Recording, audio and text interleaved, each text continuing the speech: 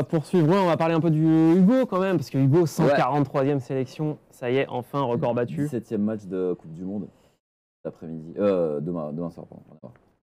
Bah oui, hein. C'est ça. Mais bon, 143e, donc il dépasse le mythe Lilian Thuram.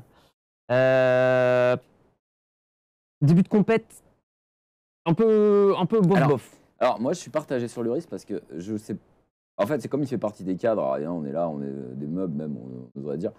Mais en fait, Lloris, on le connaît depuis des années, on sait ce qu'il vaut. Et il est tout à fait au rendez-vous sur ce qu'il vaut. C'est-à-dire que contre la Pologne, mine de rien, il fait la parade qui peut-être change le match. T'en sais, t'es mené 1-0 contre les Polonais à la mi-temps. Peut-être que tu t'en sors pas. Je sais pas, il faut voir. Alors, tout le monde dit oui, son jeu au pied, son 6. Enfin, si on attendait Lloris quarterback, ça fait un moment qu'on aurait changé. Tu vois, on n'est pas l'Espagne. On n'est pas là à mettre une pipasse de l'Athletic Bilbao parce qu'il sait faire des passes, des ouvertures de 40 mètres, même si c'est pas faire un arrêt. Hugo, c'est pas ce qu'on lui demande. J'ai un peu de mal, moi, avec ça. Voilà, je te le cache pas. Autant les critiques hors terrain sur Hugo sur cette Coupe du Monde peuvent s'entendre, mais sur le terrain. Ouais. Non, mais son jeu au pied, oui, c'est pas une. Enfin, moi, je me souviens juste de ce fameux Suède-France où il fait la relance au milieu de terrain, où on se prend un but de 40 mètres. Okay. Par exemple, oui, ça n'a jamais été son grand point fort. C'est plutôt sur la ligne, ouais. Après, c'est juste cette impression de sérénité générale qui dégageait en 2018, ou là, un peu moins. Mais... Ouais, moi, je trouve qu'il est encore. Ces sorties aériennes, tu sais, un petit peu, le ballon échappe, c'est des mini-choses qui font dire que... Il y a une sortie aérienne qui lui a échappé, alors je trouve que c'est dur d'en tirer des conclusions. Moi, encore une fois, je trouve que sur Lloris, et d'ailleurs, c'est assez étonnant de voir que la presse anglaise faisait... La presse anglaise sérieuse, de qualité.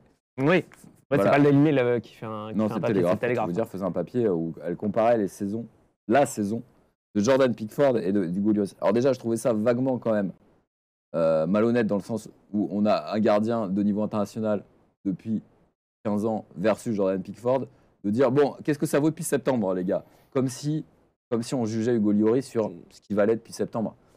Et ce que j'ai envie de dire, alors le papier montrait que Pickford avait des meilleurs stats partout, sur les pénaltys, sur tout ce que tu veux, les arrêts, les dégagements. Sauf qu'à la fin, quand tu joues un quart de finale de Coupe du Monde, on va se le dire sérieusement, c'est n'importe quelle nationalité. Et on te dit dans les cages, tu as le choix entre Jordan Pickford et Hugo Lloris. Qui prend Jordan Pickford? On va se le dire très sérieusement. Joe Barton. Non, mais à part Joe Barton et 3 Anglais. Non, mais on peut se le dire. Quelles que soient les limites de Lloris dans son jeu au pied, dans je sais pas quoi, je pense que 99% des gens qui connaissent le foot, ils partent à la guerre avec Hugo Lloris dans les cages. Je sais pas ce que vous en pensez. On va dire, ouais, Lloris point faible dans la prise de parole. Oui, ça, oui. Clairement, il est plus là. Il a été interrogé en conf ce matin, Lloris.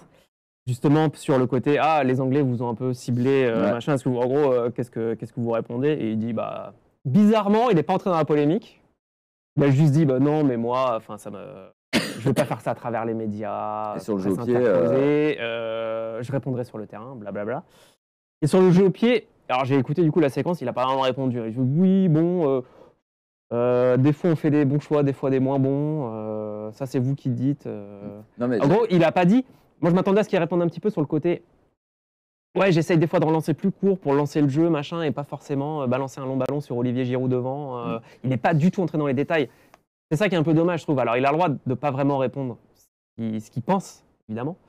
Mais il aurait pu donner un tout petit peu plus de biscuits sur un peu le pourquoi du comment. Alors je suis d'accord avec toi, on peut lui reprocher ça, mais c'est vrai que, en tout cas, moi, je trouve que sportivement, encore une fois, avec Kevin Nagy, on pourrait parler effectivement de ces interventions hors terrain qui ont été absolument... Oui, ça, on l'a déjà dit. Voilà.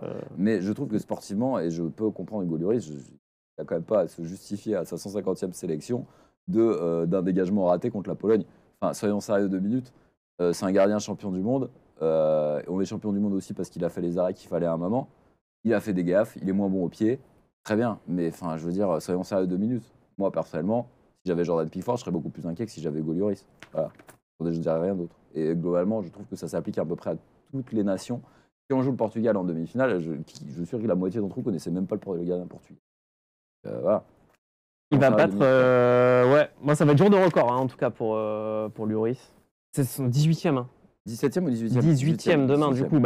Il avait égalé, pareil, il va battre le record. 18e match de Coupe du Monde. Et en phase finale, c'est 33 contre 30.